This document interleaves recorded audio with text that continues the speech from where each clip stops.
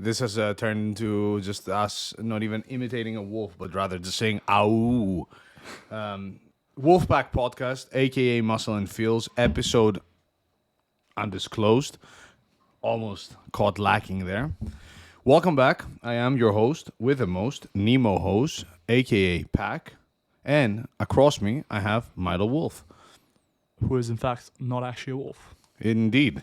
Indubitably.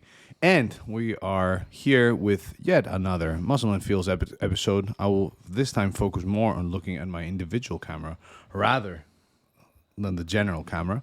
And for those of you listening, this was completely irrelevant to your listening experience. But we are here to talk about advanced training techniques. The techniques often employed by hardcore lifters, by hardcore iron addicts that we see in the gym. They look cool. They look like they're about to take your training to the next level. But are they really? And are they really cool? Yes and yes. Yes and yes. Thank you for See you next tuning in. time. Bye. Peace. But in all seriousness, we're going to talk about a few techniques which we have definitely prepared and have a thorough list of, and see, well, are they worth implementing for any reason besides the good old namaste? Hey, bro, if you enjoyed, you can do it. Whatever makes you happy. I just want you to do whatever makes you happy, whatever makes you grow as a person. That's true. What's best for you. And since I mentioned using bands yesterday, using bands, let me just give a disclaimer here. There was a guy in the gym, good guy, shout out to him. He likes using bands. I sometimes poke a bit of fun at him for banding stuff randomly, and he was like, cool, let's do chest press. Banter? Nice. Let's do chest press with bands. And I was like, fuck it. At this time, anyways, my training is mostly freestyle, as in like I have a few basic exercises that I do, but hey, if I do an extra set or a few more reps on any given session, that's totally fine. So I was like, cool, let's do it. Banded set. And that's what we did. Felt banned because the tension was at the top of the chest press, so we banded the chest press. There was quite a lot of tension as well. And I felt as if they did more harm than good because they hurt my triceps, but not the good kind of pain. And at the same time, just added more tension towards literally the lockout. Yeah, and as we have discussed in a previous episode, and this time I think we can name it, it was episode 2 on my PhD, there does seem to be something to training at long muscle lengths. So if you're banding an exercise, most of the time you're making the shortened position harder and the lengthened position easier, which is probably the opposite of what you want for hypertrophy. With that being said, hypertrophy isn't the only reason why you would potentially want to band an exercise. And also, instead of me talking my head off about mechanistic rationales as to why bands may be worse for hypertrophy, do we actually have any direct evidence on bands and hypertrophy? I think there are a few studies. But before we dive into that, I wanted to ask you to explain to the audience that may not know, what's the rationale behind. So since we know that, hey, long muscle lengths may be something you need to be on the lookout for, what is the rationale that many of the more sort of advanced lifters use, and we see on Instagram as well, for banding literally everything from chest press to hack squats to shoulder presses to whatever? So I think generally for certain exercises, let me retract that. For all exercises, for some people, it's genuinely just being able to use more weight. So it's like, oh, I want to put more plates on each side. PPS, for those who know, the abbreviation for plates per side. Gang. One of the two measurements of a man's worth. First one being undisclosed. And some people, a certain, I think, subculture literally just uses them to put more plates on and trick themselves into thinking they got stronger.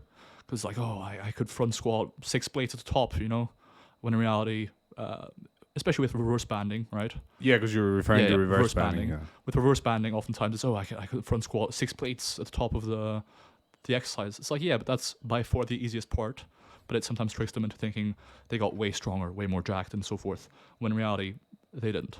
So with reverse banding, a certain subset of the culture uses it for that reason. I think more broadly speaking, for squatting exercises, a lot of people use them, and even deadlifts, a lot of people use them because the top part of the range of motion is relatively easy, right? Like when you think about an RDL or even especially a squat or a hack squat or a leg press even. Lockout usually isn't that hard, right? Locking out on a squats, squat, yeah. On the conventional deadlift, no, RDL more so. Like RDL usually it's like around the knee height that you struggle. You don't really struggle near lockout yeah, fair enough. for most people. Anyways, for squats especially, and for hack squats and for leg pressing, which I think is where they're most commonly used anyways, supposedly they can help even out the match between a person's strength curve or how strong they are at various points in the lift and how hard the exercise is. So for example, because the squat is hardest near the bottom around parallel, and you don't get much tension at the top, like it's not very difficult to do a squat at the very top, by using bands, supposedly you can make the bottom part relatively easier, which is already the hardest part, and the top part relatively harder. And so at every point in the lift, supposedly, the challenge of the exercise is more evenly matched to how strong you are at that part of the range of motion. And so you're closer to failure, quote unquote, towards the end of a set in every part of the range of motion, right? Yeah. As opposed to just, for example, because the exercise is so hard around parallel, just failing that because it's the hardest part and everything else is quite easy, you know? Yeah. So essentially matching the strength curve of the individual to the resistance curve of an exercise. And to be clear, that's mostly a bet made by the people that implement this sort of approach. Oh yeah. And it's not like we have a ton or any direct evidence that doing so is better than just having a variety of exercises that allow you to target the muscle fully and target different regions of a muscle and then take those close to failure. So it's funny you should say that because all the evidence we have on the topic of trying to match an individual's strength curve to the exercise's resistance curve basically shows no difference for either strength gains or hypertrophy. However, we do have sort of adjacent evidence going against that, at least in some cases, and I'll outline it here. In general, it seems like resistance training at lower muscle lengths, like getting a stretch, is pretty important. And so oftentimes when you're using bands, you're making that part of the range of motion easier and the part of the range of motion that is performed at shorter muscle lengths harder. And so at least on that basis, it probably doesn't make much sense, right? And then a second thing is there has been one study recently, first time I think anyone's mentioned this, TM, because it's a preprint. So it's a study that hasn't been peer-reviewed yet or published in a journal. It's literally just been pre-printed, just like my meta-analysis currently is. And in that study, they compared doing either preacher curls, which is an exercise where your biceps are not that shortened, at least the long head. So for context, the long head of the biceps is a shoulder flexor, which means when your shoulder is extended or kind of behind you, it gets more of a stretch. Whereas if it's flexed or more sort of in front of you, like a preacher curl, it's more shortened, right? So a preacher curl compared to an incline curl, you would get more of a stretch during an incline curl and less of a stretch on the long head during a preacher curl. So they compared a group doing preacher curls, where the long head is more shortened, to a group where they performed incline curls, where the long head is more lengthened because the shoulder is behind you. Now, that wasn't the only difference between the two exercises, right? Because with every exercise, sure, the range of motion is different, the muscle length is different, the positioning is different, but there is also a difference in resistance curve. And so for preacher curls, the hardest part of the lift, or the part where you need to produce the most force to overcome that position, is relatively close to the most lengthened position. Whereas in an incline curl, it's relatively close to the peak contraction, or at relatively short muscle lengths. So essentially asking the question of, okay, when thinking about lower muscle length training, is it the position that's important, like just getting into a deep stretch for the muscle, or is it also having a good amount of tension in that position, right? So for example, in a dumbbell lateral raise, yes, theoretically at the bottom of the lateral raise, your side delts are somewhat stretched, or it's somewhat lower muscle lengths, but at the same time, there's no tension on them, and so it's unclear whether that even matters. My hunch prior to this study was both tension and position matter. So you need to get a reasonably long muscle length, and you also need to have a reasonable amount of tension there. And potentially the more tension and the longer the position, the better, but that's not clear. And so this study compared incline curls to preacher curls, kind of answering that question of which is more important. Because in a preacher curl, you have shorter muscle lengths for a long head of the bicep, but you have more tension close to long muscle lengths. And vice versa. With the incline curl, you have relatively longer muscle lengths, but you have less tension proportionally at those long muscle lengths. And what they found is generally hypertrophy results favored the preacher curl group. So it seems like the absolute muscle length that you reach, right? Like you don't need to get the absolute nastiest stretch in terms of position on a muscle group, as long as the exercise is pretty challenging at that point, right? So as an example, See, my co-host has gotten cancer recently from all this vaping. Shout out to the YouTube watchers who are well aware of this fact. But long story short, it seems like tension at a reasonably long muscle length is more important than getting the absolute longest muscle length, which makes some sense anecdotally. So when you see people squatting, for example, not everyone squats ass to grass, freaking it completely. Most of them squat to parallel, and I can say anecdotally, success leaves clues, TM. I can say I've seen people who squat ass to grass have, much bigger legs than people who squat just to parallel. So it makes some sense to me. Shots fired. And shots fired at you as well. And your older self who's now banging his head on the wall. Oh, no. I mean, I still think there may be a benefit to getting longer muscle lengths, all else being equal. But it also takes away from the hypothesis that was previously stated that the benefit of lower muscle length training comes from the passive tension. Mm-hmm. So previously, some people, including myself, prior to my collaboration with the good Greg Knuckles, thought that the reason why lower muscle length training may be superior to shorter muscle length training is because as muscle length increases, so does passive tension, and that comes from the stretching out of various non-contractile elements, like some connective tissue and stuff like that. And so as muscle length increases, passive tension increases, tension initiates muscle growth, and so that might explain it. But in the end, A, that rationale isn't quite as solid as I thought, and B, for example, this study, where training at shorter muscle lengths with more active tension actually resulted in greater hypertrophy than training at longer muscle lengths, which would theoretically result in more passive tension, but with less active tension at those muscle lengths was worse. So generally, it seems like passive tension probably isn't the main thing at play here, and generally, getting the absolute longest muscle length possible isn't the most important thing. And how this relates back to bands is bands, for most case, are taking tension away. Bands make them dance. Exactly. For the most part, take away tension from the lengthened position. And it seems like tension in a reasonably lengthened position is pretty important for hypertrophy. And so in most cases, if hypertrophy is your goal, it's contraindicated. And even the direct evidence, at the very least, says, hey, it's not going to make you grow more muscle. The meme I'm thinking about now is the meme where they are at the entrance of the fort with the wooden horse. And it says, on top of it, it would say... advanced training techniques episode, and inside the horse it's another full ROM and partials at long muscle lengths episode. God damn it.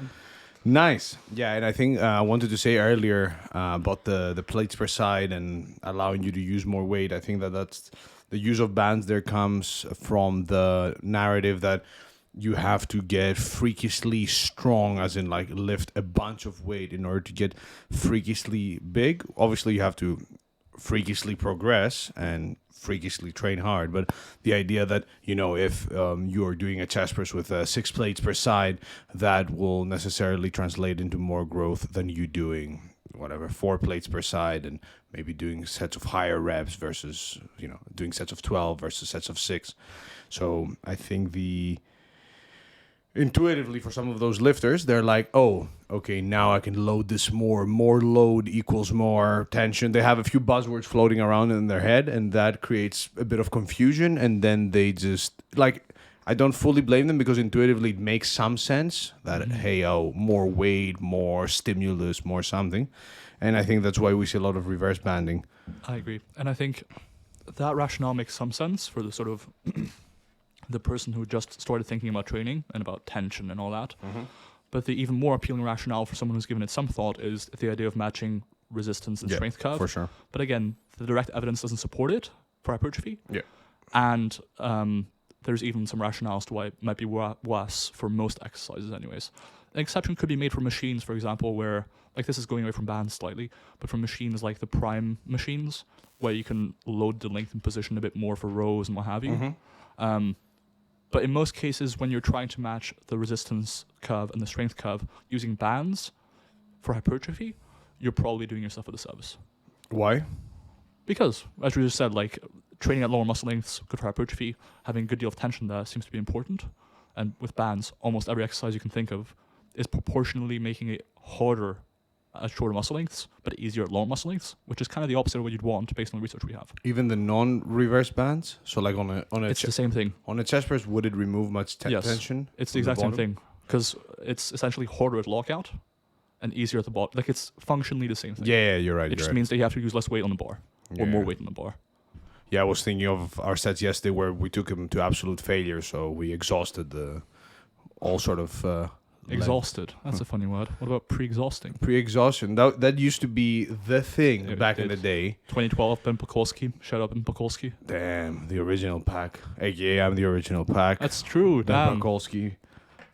We'll see you outside, bro. We'll see you in court. We'll see you in court as well. And he had also He's also bald, so he has he's blue also eyes, bald, and he's also a gimmicky scientist. So it's essentially me. Is he a scientist? No, but there was a gimmick. MI40. What was it again? I remember distinctively on one of the Generation Iron, which it's a shame you, like. Okay, sorry, All right, ADHD. Grandpa. No. Like You forgot your hands parallel again. universe, both of us getting blazed and watching Generation Iron, which you haven't watched, right? Blazed means something legal, correct? Something legal, but We don't do anything illegal, you- including evading taxes. you haven't watched Generation Iron, right? No. Ah. Actually, maybe I have the one with Callum Van Moger or whatever his name is. That's the new newest school one, one. yeah. Yeah, the best one was the first one. Actually, I haven't watched that either. I'm lying. So, anyways, yeah, on the first Generation Iron, I think Ben Pakulski was there in a lab, something MI40 placebo, and they were doing some sort of EMG bicep something, and but the whole gimmick was, oh look, we're here, we're in the lab collecting data on how to get the biggest and strongest. I feel like the only reason you're slandering Ben Pekulski here is one, the name, and B, you look like a B-Tech Jim Stepani. Me, Yes. Hey, with the glasses as well. I thought you looked like Johnny Sins in that Jeff Nippard video in the thumbnail, but then I saw you with the glasses and I was like, who is this guy? All right, pencil neck, move over. zoom out a tiny bit. Boop. There we go.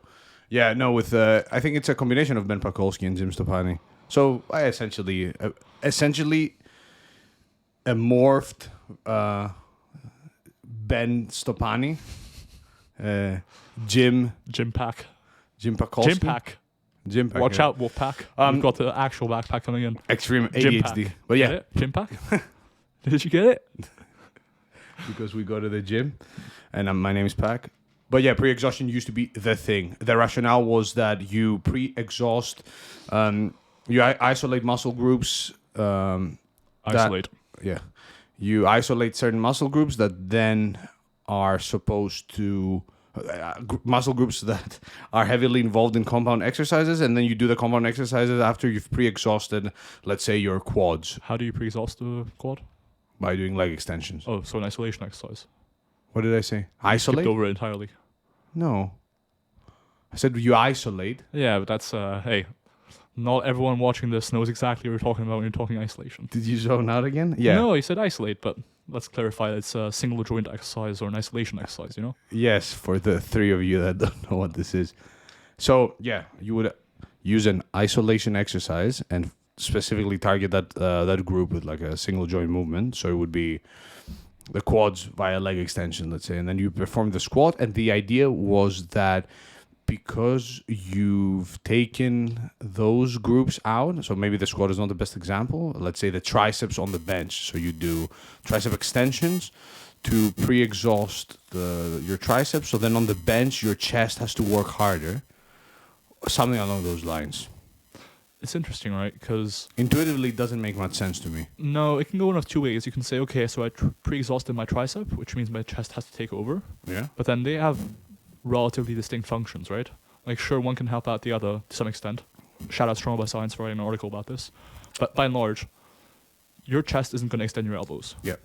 So, if anything, it's just going to make your tricep fail earlier without your chest getting close to failure. Exactly. Plus, why would you want your chest to work harder? Why would you, like, it seems so inefficient to try and make your chest work harder on a compound exercise by pre-exhausting the other muscle group that helps you complete that exercise, when you can just do that exercise, pre-exhaust your chest like that, and then go ahead and do a chest isolation exercise where you're fully targeting your chest, which is already tired from the other exercise, and then you can smash it even more, or whatever the placebo was there. By my count, there were kind of three rationales to use pre-exhaust. Mm-hmm. One was, hey, I have this really lagging muscle group, and I need to grow it a lot.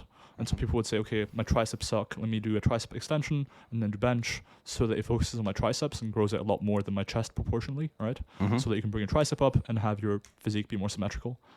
That was rationale number one. Rationale number two, which I think made more sense, like I'm going from least sensible to most sensible. Rationale number 2 was, let's say, for example, you're squatting, right? And by some method that is likely not even accurate, you determine during your squat, it's always your glutes that fail first.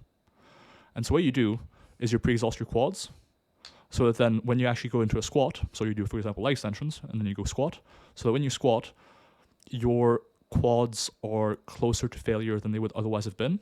And so hopefully they're being trained closer to failure when you're squatting than if you hadn't pre-exhausted them. So the squat overall becomes more productive for your quads and other muscle groups, instead of just being like a mostly glute exercise for you. Make sense? Yeah.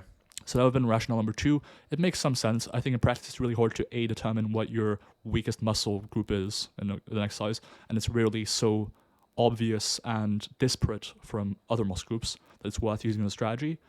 And then the second issue is it can be difficult to implement in terms of knowing, okay, how many sets do I do first, etc., to make it more even in terms of your quads, glutes, etc., hitting failure at the same time. Then the third rationale, which I think makes some sense, is managing, so for example, lower back fatigue, but still wanting to do compound work.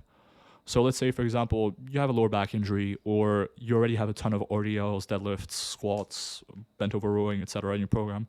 In that case, it may make sense for you to pre-exhaust your quads using leg extension before going into squats, so that then you have to lose way less weight. Your spinal extensors and your core, quote unquote, take on less fatigue. And so you can still recover overall from all the bent over rowing work, etc. you're doing, but still get a decent quad stimulus in spite of having to use less weight. Yeah. So I think those 3 rationales are the ones most commonly thrown around. I think the first 2 make not a ton of sense. The third one can, but I feel like oftentimes you just have better exercises, like just do more sets of isolation exercises instead. I was about to say that sure, they make some sense, but at the same time, you have so many other options in your toolkit where you can address those by better exercise selection. And if you don't want to squat heavy, or you can't, you could just, not squat heavy and use a tempo, use a pause, or do higher reps and still get closer to failure. Because again, we're trying to remove the whole, if you like it, then do it, because that's the end of the discussion right there. You can say that about literally anything in life. Yeah, So it's not really a valid argument for most things. Yeah, again, some intuitive sense, so I'm not blaming anybody for pre-exhausting. And look, again, at the end of the day, we are geeking out over relative details here, in the sense that most people that would consider pre-exhaustion, I am making the assumption that there were also people who were training hard, so they ended up just doing a bunch of hard sets anyways. So they still saw gains, but the idea that this will skyrocket your growth, especially with the point that you made about weak points. If you have a weak point, just train that harder. Why? Well, provided you're not already training it too hard. Yeah, for sure. Because that was another sidetracked with weak points. I think a lot of people often fall in the trap of unrealistic growth timelines. So they're like, my arms are weak, and cool, I've given them a couple of months and they're still weak, but they haven't gained body weight, or they're pushing their training, but in 2 months you're not going to see any growth that will take you from weak to not weak anymore. Yeah. So they're too quick to start throwing in more volume, more techniques, more this, more that. I also think that comes to a broader idea where a lot of lifters early in their training careers think they have asymmetry side to side that need to be addressed. Yeah. Like, my left trap is bigger than my right trap, or what have you. It's like oftentimes, A, you're just not big enough for it to matter. Sorry, pal. B, you're very likely not objective in your assessment. Like, I've seen a lot of people think that one trap is bigger than the other, or one lat, etc., when in reality it comes down to opposing, or they don't even have a difference. It's just in their mind. Yeah. And then finally, that sort of thing just evens out pretty gradually, if it does exist, just with regular training. Yeah. Right? Like sometimes going into lifting in the first place, you have asymmetries because most of life's activities or athletic activities involve some asymmetry side to side. For sure. And I think the same thing goes with lagging body parts. Like, for example, with arms or chest or quads or what have you. Oftentimes lifters will think, I have a really lagging back, etc. And yeah, there is potentially some truth to that for some people. But in a lot of cases, it is just a matter of, you maybe started out with more muscle there or less muscle there. Or they have their own perception of what it should be like, their physique, and that's fine. If you're only training to satisfy your own aesthetic requirements, fair enough. But for physique sport, and I think a lot of people make this assessment before starting to compete in physique sport, honestly, judges don't see your physique the same way you do. So, and oftentimes judges don't see your physique the same way as other judges do. Yeah. Right? Like, if I was Steele right now, shout out to James Steele, our supervisor in our respective PhDs, who takes a very critical approach to a lot of things. If I was him, I would be like, I'm not sure the inter-judge reliability of assessing. That would be interesting to look at, actually. It would be. Which he did with second marking. That was a really cool Indeed, project. Yeah.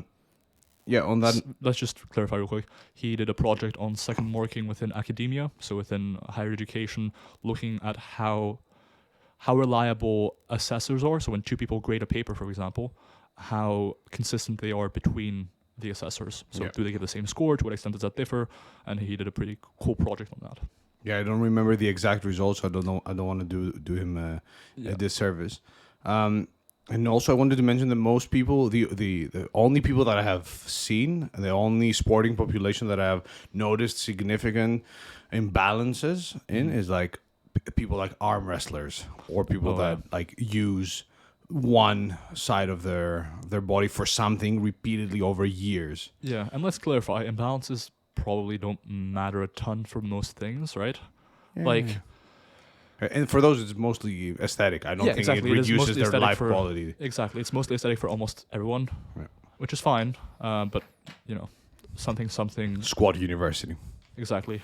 Aaron Horschig publishing his own paper in a poetry journal. Aaron Horseshit. Killed it. Nice. Shout out to the guy. All right, enough with the segue into No offense. asymmetries. We were talking about pre-exhaust. I think broadly speaking, the same points apply to supersets for the same muscle group, Yeah. where like it's Sorry. really the same principle. Let's throw the disclaimer. If time efficiency is important, cool. You can use a lot of these Yeah, techniques. but there's more important techniques, I think, in that case. Then what? Supersets? So I think the more good-looking, richer, smarter sibling of supersets is non-overlapping supersets. So, for example, Yeah, I've seen you prescribe those. I prescribe those a lot, like Yeah, for seen. 50+% of my clients. Where I'd say. essentially you go from one exercise to the other. Yeah, so for example, you pick two exercises that don't have any muscular overlap, usually. Mm-hmm. So, for example, a flat dumbbell press and a dumbbell row. Essentially, the main muscle groups involved in either exercise are Wait. not the same in either one. Wait, I thought a big bag equals a big bench. So Exactly. you said the same exercise as essentially there. It's true. When you're dumbbell pressing on the way down, I want you to think of rowing it into your chest, So you're rowing it down, exactly, and then you're pressing it up. No, so you'd pick two exercises that don't have any overlap, and that, broadly speaking, don't have a lot of systemic fatigue. So what I mean by that is, it's a buzzword, but systemic fatigue is stuff like, your You're lower not back breathing doesn't get heavy. fatigued. You're not breathing heavy. Not a lot of stabilizing muscle groups that get fatigued or pumped. Like, for example, RDLs are difficult to superset with other stuff because you have lower back pump, and if you do something else that's remotely involving lower back, you can get a pump in your lower back pretty quickly, and that interferes with execution of those exercises. So generally, two exercises that don't overlap in terms of muscles and also don't offer a ton of systemic fatigue. You perform one set of one exercise, you rest for a little bit until you feel ready for another set, just like you would between sets of any given exercise. Rest for a little bit, do one set of exercise B, rest for a little bit, do one set of exercise A. And the studies we have directly on this, broadly speaking, support that non-overlapping supersets, at the very least, they don't make performance worse in relatively moderately trained people. Mm-hmm. So, for example, supersetting rows with bench. If anything, there's actually some studies showing an improvement in performance, and there's a variety of hypothesized mechanisms for that. But at the very least, I think performance should stay pretty similar as if you just did one exercise and then did the other exercise. And for muscle growth or for strength gains, there is also some emerging evidence suggesting it's probably no difference. And the real benefit of that technique is it saves you a ton of time. So realistically, for most exercises, if you superset them properly, and this is where understanding exercise selection properly comes in, because you can't just superset any two exercises. Shout out Christian Thibodeau. In my first 2 years of lifting, I ran his program, supersetted squats and deadlifts. It was a great time.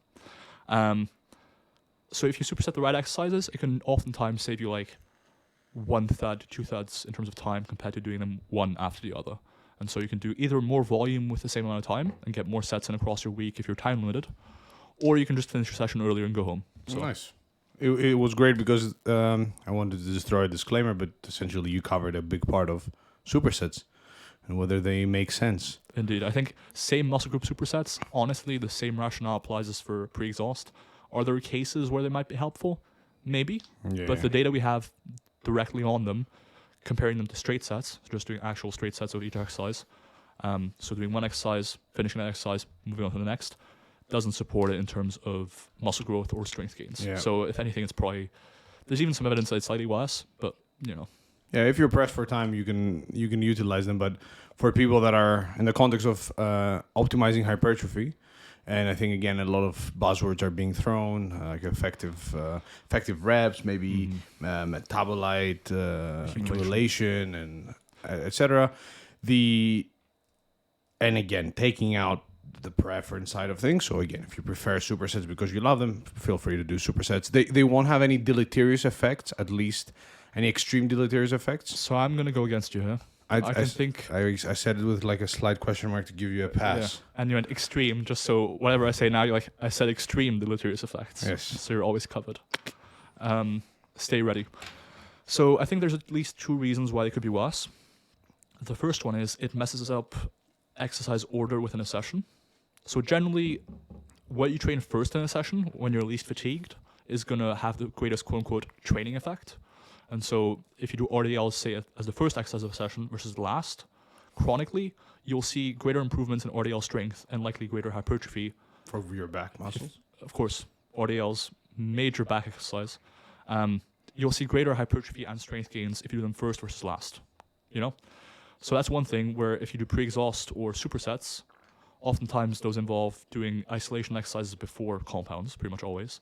And generally, you do want to do compounds first. Compound exercises involving multiple joints and a lot of muscle groups because they train a lot of muscle groups at once and likely have a greater overall training effect. And so you kind of want to potentiate that by training them first, right? And also, technically speaking, they're a bit more complex.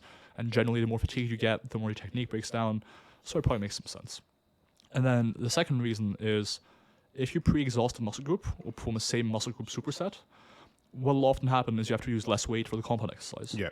And all the remaining muscle groups, like for example in the squat, if you're pre-exhausting your quads using leg extensions, when you're actually going into your squats, your glutes, adductors, maybe lower back as well, are going to get a lot less stimulus. And so not only are you performing isolation exercise first, and thus probably reducing the overall effectiveness of the session by not treating compounds first, but also you're reducing the weight you're using on the squats, thus reducing the hypertrophy stimulus that you're giving to your glutes, adductors, and lower back, right? So at least a good couple of reasons to be skeptical of overusing them or using them without really proper consideration. Yeah, I think it's the issue is my baked in assumption of like I never think of supersets used for major compound exercises. Like in my head, supersets are only for things like, hey, leg extension, leg curl, or you're gonna superset biceps, triceps, or chest and delts. But that's because we're evidence-based now, TM. Like, Whereas I remember like 5-10 years ago, Yeah, Ben you did Pakulski, it. for example. Oh, Ben Pakulski, I'm pretty Shout sure out had some to him. videos on it when I was like 15. I was like, dude, this is going to take me to the next level. what was it?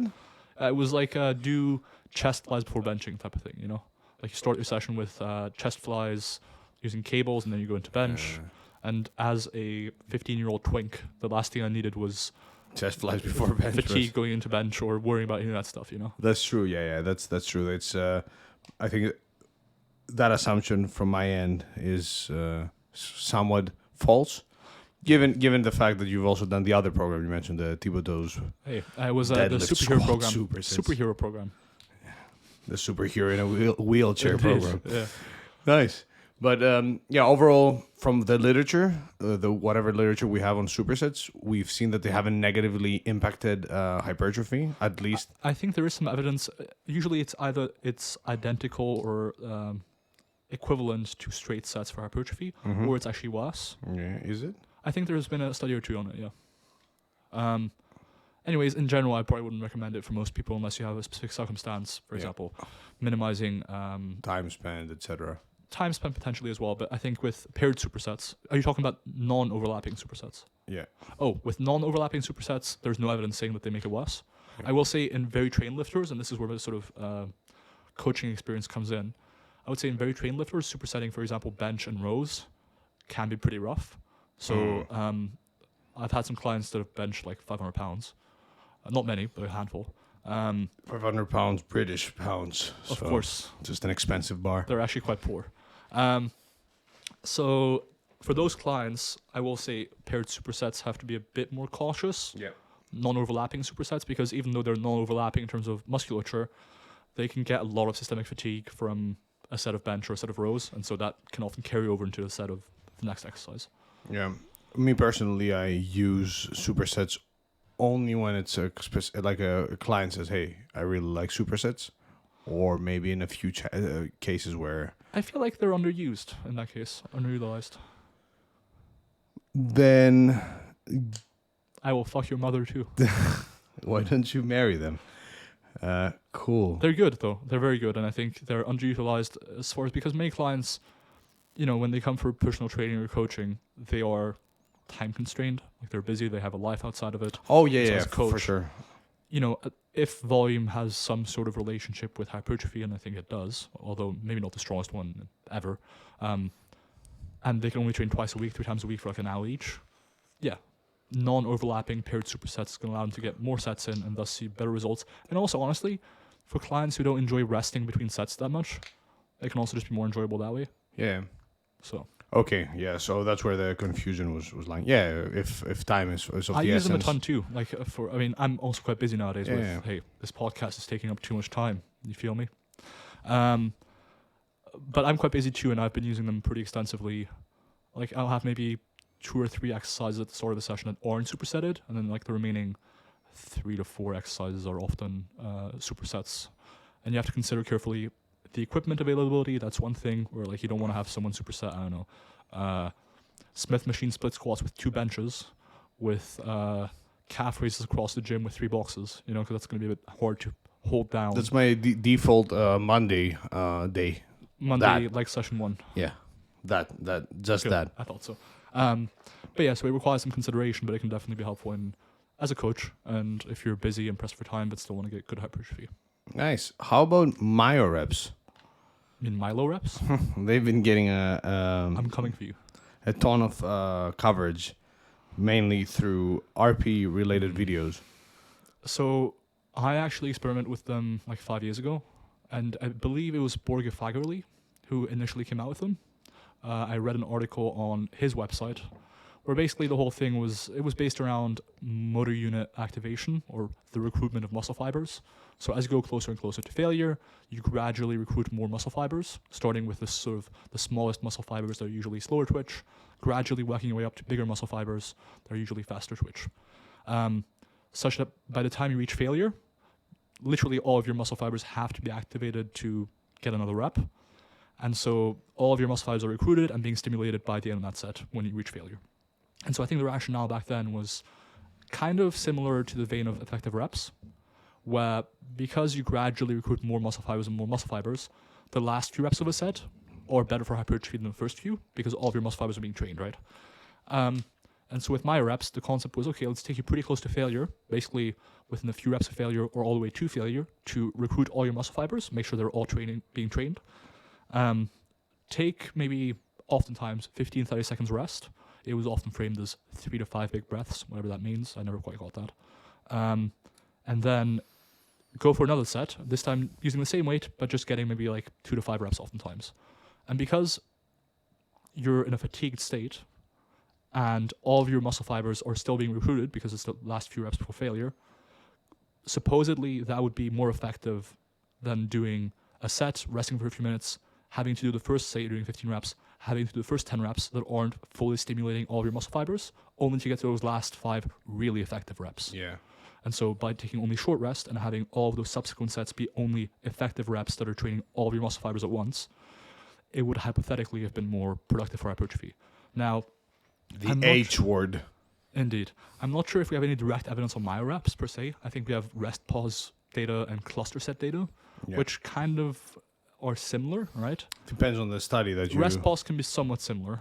Yeah. It mostly just comes down to rep range, to be honest, from what I can tell, and application. Like it's mostly strength and conditioning or sport context that use rest pause, I'd say. But broadly speaking, I don't think there's much evidence in support of them. Like generally, they don't outperform straight sets. I think they might be beneficial for people pressed for time, just like maybe training beyond failure and that sort of stuff, right? Like training closer to failure and beyond failure offers you a good amount of stimulus, right? Potentially a bit more than training shy of failure, although that's not super clear. But it doesn't take more time, essentially. And so if you're someone who can only train for an hour a week, Yeah, maybe you can rock. I'm not going to have you train to RP5 or 5 reps in reserve. I'm probably going to have you train to failure or very close to failure most of the time. Yeah, and it may be also a worthy technique for people that are, advanced physique competitors who are trying to grow and they're trying to do anything in their capability. Maybe throwing it in there, since it's not going to take a bunch of time, as a sort of like a slight add-on, slight extra. Physique competitors have nothing but time. All they care about is being in the gym. Okay, but even better, it's like an extra for the training. I get you. I'm skeptical of their use, and I think more recently, because you mentioned Renaissance periodization, another technique that's emerged is myo-match, which is a weird ass name. What is that? It's basically you do a set, just like with my reps, you do your first set of usually 10 to 20 reps. You get to failure or close to failure, and then you do as many mini sets, like as in take 15, 30 seconds rest, do another set with the same weight, repeat, until all of those mini sets add up to the same number of reps as your initial set. It seems to me super arbitrary. And honestly, it just comes down to one big theme with most intensity techniques for hypertrophy and strength is, sorry, bro, it's not going to make you more jacked or stronger than just doing straight sets, but maybe you enjoy it, maybe it's cool. Yeah, that's how I meant it. Like, yeah, sure, if you like doing throwing in some myo reps for, your curls or your whatever, your delt training, I don't think it's gonna be it's gonna have a deleterious effect. And as long as you don't base your training around it and you throw it in there, sure. I mean, you could argue that it goes directly against some of the evidence we have on rest times, Yeah. Although, then again, I think the evidence overall says, hey, let's say you train for 10 minutes for bicep curls, and you can either do 2 sets or 5 sets. Yeah, exactly. So either 2 sets with, say, about 5 minutes rest, or 5 sets with 2 minutes rest.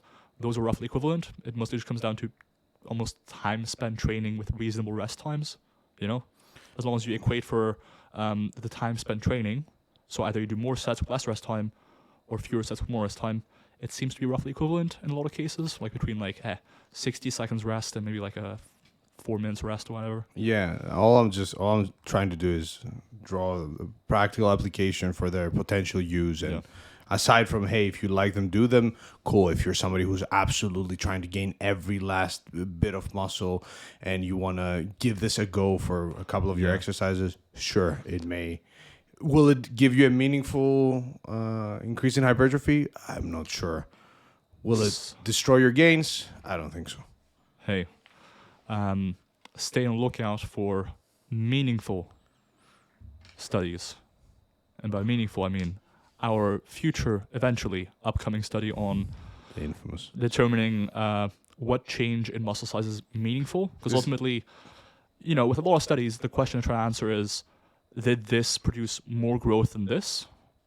When in reality, the question you should be asking is this enough of a difference to care about, right? Because hypothetically, one training program could produce 0.00001% more growth than the other. Mm-hmm. But that's probably not meaningful to most people or anything to give a shit about. Yeah. And so it's determining what's, for example, enough of a difference visually for people to notice or what have you. And so we can draw better inferences. Okay, let's say, for example, straight sets are 20% better for hypertrophy than rest pulse sets. Is that meaningful to the average person? Let's say a person has a preference for rest pulse. Does that mean they should switch to straight sets?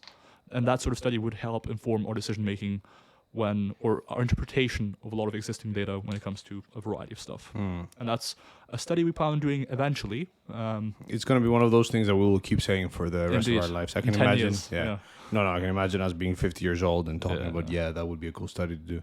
Yeah. The one thing that I think we should note for advanced training techniques in general and intensity techniques is that for some people, so we don't completely discredit them, for some people, if it allows them to buy into hard training, then there may be some utility there. So if you're finding it hard to push your straight sets or boring, and then the idea of, oh, I'm going to do this slightly more advanced, more quirky training technique allows you to say, okay, I'm now up for training hard, then maybe there's some utility there. Or maybe if you're a homophobe, don't do straight sets.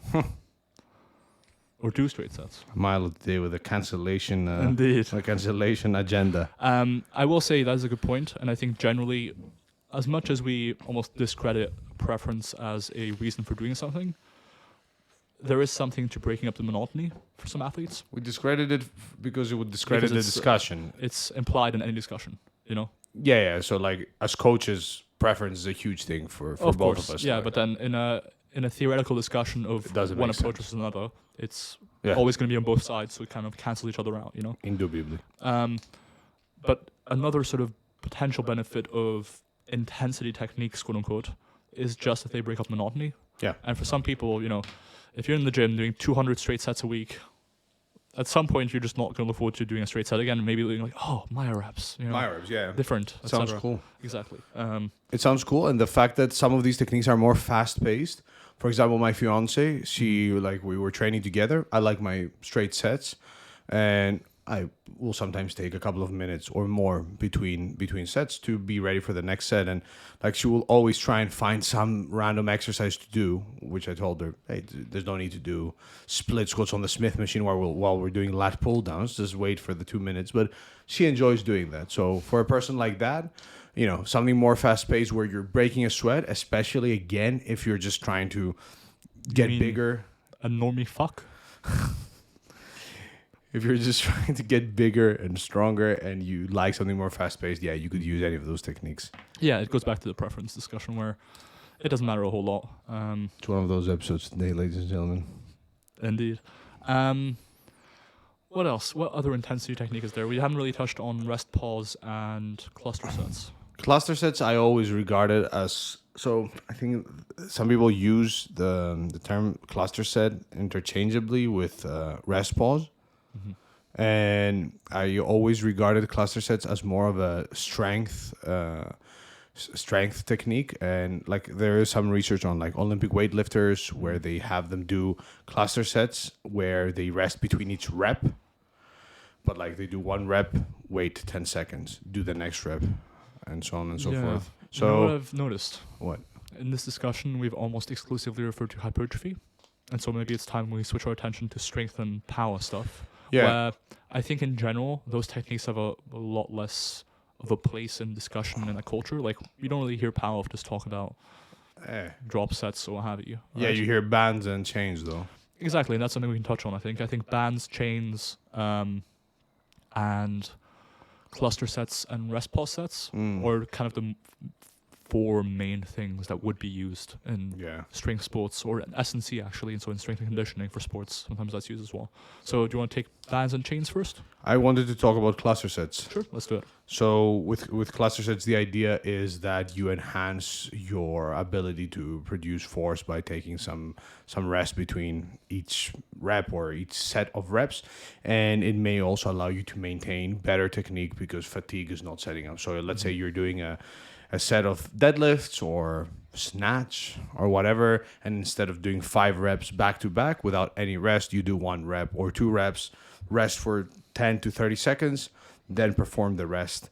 And that allows you to get your volume in, get specific practice, potentially even more specific to your versus a straight set of 5, because you're essentially breaking down to lower reps and so on and so forth. Focus on your technique more, etc. And there have been some studies where they've actually tried to quantify technique, which I think is somewhat problematic. So, Interesting. yeah, they took weightlifters and they did not image scanning, but they Biomechanical analysis. Yeah, biomechanical analysis on a couple of their lifts, but they had to essentially define what constitutes constitutes good technique, and they saw that I think they compared no break and then like 5 seconds, 10 seconds, 20 seconds, something along those That lines. sounds like a very underpowered study. Yeah, I think It'd be difficult to... Actually, it's a crossover design, so it might be fine. because it would also be acute. Yeah, exactly, crossover. Yeah. That's what I meant. So And they found that the longer pauses led to better technique, but again, terms and conditions apply. Yeah, that is broadly speaking what my understanding of literature is like too. So for cluster sets and rest pause sets, generally, from my understanding, the thing that happens is there's a greater power output, for example. So because you're going into each couple of reps more rested than you would have if you went for one set straight, you would generally have greater power outputs, which may have a greater carryover to sports, for example. In terms of hypertrophy, I don't think there's a benefit. And to be honest, it may hypothetically be a bit more fatiguing to do it that way. So in the studies, obviously, they're comparing the same number of total repetitions with the same weight, etc. Like, they're trying to equate a lot of factors. But I think all else being equal, doing your repetitions in a cluster set fashion would probably be a bit more fatiguing, right? Yeah. So it's potentially better for power output development, maybe better for technique maintenance. And I think one potential downside as well, is that you get to practice setting up over and over again. So for someone who, for example, struggles to unrack the bar during benching or struggles to do the walkout for the squat properly, in that case, it might be helpful in saying, instead of doing 2 sets of 5, let's have you do 5 by 2 with 1 minute rest. Yeah, right? and reinforce that starting position. Exactly. However, one practical downside that emerges from that is that some exercises may not be well suited to cluster sets for most people. So like, for example, I don't know, a squat, right? Especially a heavy squat. If you don't have a strong reason to be using cluster sets for the squat, walking out, say, 400, 500 pounds over and over again over like 10 minutes, it might not make your performance better. It might be more fatiguing overall as well.